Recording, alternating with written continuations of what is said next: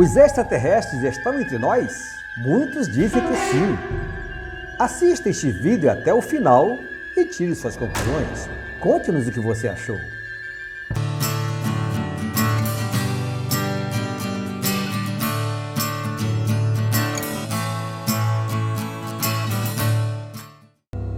Olá, eu sou Afonso Celso e este é o canal Vozes do Coração. Muitos cientistas apontam provas irrefutáveis da presença de extraterrestres entre nós. Pirâmides do Egito, inscrições, monumentos, tudo pelo mundo afora. E você, o que acha? Você já teve uma experiência com extraterrestres? Então conte-nos. Você quer ser avisado todas as vezes que nós postarmos um vídeo aqui no canal? É muito fácil. Se inscreva e acione o sininho de notificações. Deixe o seu like e seus comentários. Você teve experiência com extraterrestre? Conte-nos. Nós queremos saber e queremos conversar com você. Flor de Lótus. Aldo conheceu Emília na faculdade.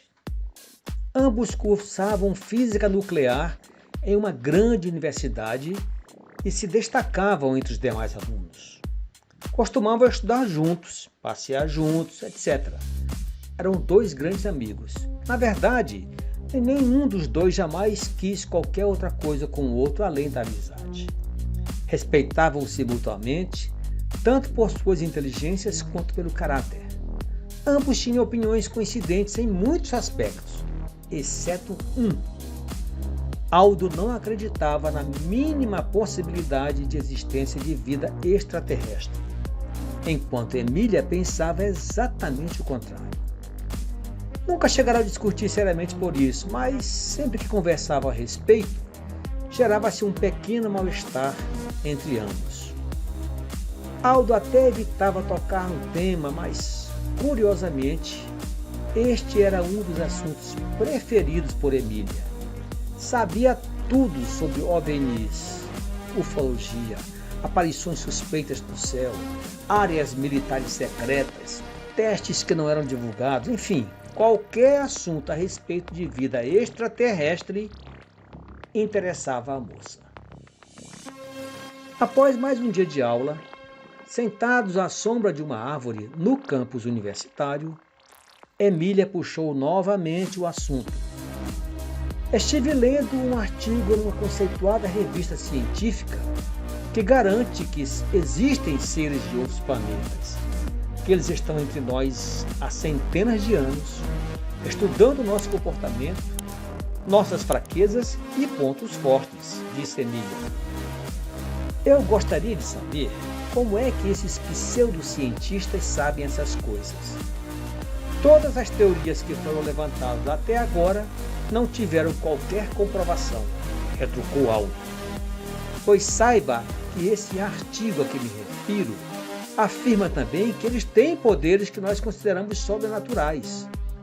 Ora, Emília, não vá querer me dizer que eles voam, são imortais ou coisas do gênero, falou com total desconfiança o jovem cientista.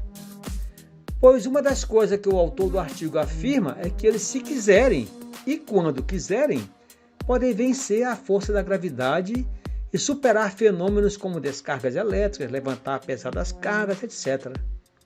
Bem, já vi que sobre esse assunto nós não vamos chegar nunca a lugar nenhum. Que tal falarmos de seus planos após a formatura? Perguntou Aldo, encerrando o assunto. Estavam prestes a concluir um curso de física nuclear e todos os formandos já tinham o destino certo. As maiores empresas de energia nuclear ou governos de nações consideradas desenvolvidas, enfim, todas as grandes corporações da área nuclear em todo o planeta tinham interesse naqueles jovens. Aldo e Emília, afinal, iriam se separar. Ele iria para um projeto de construção dos mais modernos submarinos por propulsão nuclear e ela fora contratada por um grande instituto de pesquisa nuclear, ambos em países diferentes. Eram os últimos dias de aula e os jovens formandos organizavam festas de despedidas e o grande evento que seria a formatura. No baile de formatura, Emília, uma loura de olhos verdes da cor de esmeralda, Destacava-se por sua beleza e elegância. Usava um vestido longo, preto, e irradiava alegria por onde passava, contaminando a todos. Dançava com seu par preferido, seu amigo Aldo, chamando a atenção de todos. Muitos achavam que os dois nutriam um namoro às escondidas, o que não era verdade. No começo, Aldo até tentou iniciar um romance com a jovem, mas foi educadamente repelido. Todos os rapazes da turma tentaram, mas nenhum obteve êxito. Naquela noite, Emília deu-lhe um presente de despedida. Era uma peça em ouro que representava metade de uma flor de lótus branca e explicou-lhe que era uma flor aquática, que em alguns países significava o nascimento divino, o crescimento espiritual e a pureza do coração e da mente, e que, no momento oportuno, ela lhe daria a outra metade. A branca, em especial, significava o espírito, a mente e a pureza. O tempo passou, os amigos se despediram e cada um seguiu o seu destino. Aldo e Emília já não se viam mais, exceto pelos canais de comunicação via internet. Falavam-se todos os dias. Aldo já era muito conceituado na empresa em que trabalhava e em breve lançaria ao mar um novo submarino por cujo projeto ele era um dos responsáveis. Tratava-se de uma maravilhosa máquina de guerra. Todos a consideravam perfeita, com autonomia praticamente infinita, alcance de suas armas jamais atingido por nenhuma outra embarcação. Enfim, era quase a perfeição. Chegou o dia de lançamento ao mar e Aldo estava a bordo de sua criação. Sentia-se extremamente orgulhoso e feliz. O equipamento mergulhou e dirigiu-se às profundezas do oceano. Mergulhado nas gélidas águas do Pacífico, o submarino parecia absoluto, incrivelmente silencioso, espaçoso e confortável. Abrigava também uma carga mortífera com as mais modernas armas de guerra já concebidas pelo homem. Em um dado momento, no entanto, o impensável aconteceu. Uma explosão sacudiu a embarcação de ponta a ponta e em poucos minutos a tripulação estava à deriva ao sabor do oceano. O oxigênio em breve acabaria e o risco de contaminação por radiação pelo urânio combustível era iminente. Parecia que estavam todos condenados à morte certa. A falta de oxigênio fez com que todos a bordo desmaiassem. A morte aconteceria em questão de minutos. Repentinamente, algo aconteceu. A embarcação, totalmente sem comando, começou a flutuar e quando chegou à superfície, a escotilha se abriu. Um vulto adentrou a embarcação e verificou que todos ainda estavam vivos.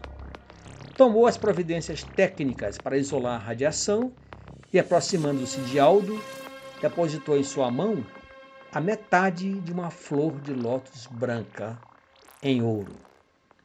Dentro de alguns minutos, os tripulantes começaram a despertar e a se dirigirem para o exterior.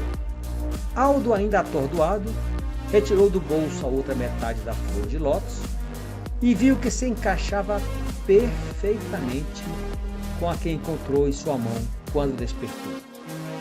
Algo no céu lhe chamou a atenção. Um objeto grande, brilhando intensamente, que pairava sobre as suas cabeças, resplandecia no céu daquela tarde, quase noite. Deu mais voltas sobre o submarino e sua assustada tripulação e partiu, repentinamente, a uma velocidade jamais vista por qualquer habitante da Terra.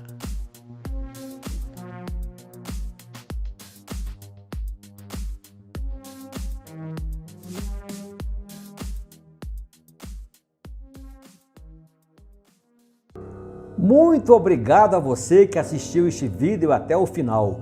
Você já teve alguma experiência com extraterrestre? Então conte-nos, todos nós queremos saber e discutir com você. A sua opinião é muito importante.